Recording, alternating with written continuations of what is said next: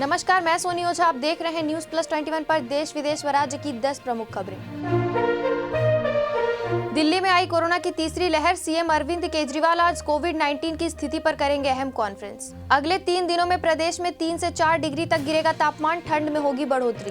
पहले कानून वापस, अब खिलाड़ियों को तोहफा। पश्चिम बंगाल में भाजपा का सूरज उगाने निकले मोदी। देश में तीसरी लहर की दस्तक। 24 घंटों में कोरोना के 27,553 नए मामले, 884 की मौत। पीएम मोदी ने शहीद स्मारक में 1857 के अमर शहीदों को किया नमन। पार्टी जहां से कहेगी मैं वहां से उत्तर प्रदेश विधानसभा का चुनाव लड़ूंगा, योगी आदित्यनाथ। भीम आर्मी चीफ चंद्रशेखर को भोपाल एयरपोर्ट से हिरासत में लिया गया। ओबीसी आंदोलन में होना था शामिल। कोरोना के साए में खेली जा रही है एसेज सीरीज। न खिलाड़ी बच पाए न रेफरी। बचे हुए मैचों पर भी मंडरा रहा कोरोना का खतरा।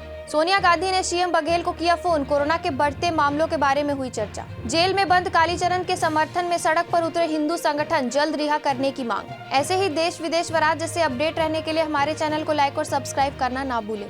नोटिफिकेशन के लिए बेल आइकन जरूर दबाएं। देखते रहिए न्यूज प्लस 21, आपके हक की बात।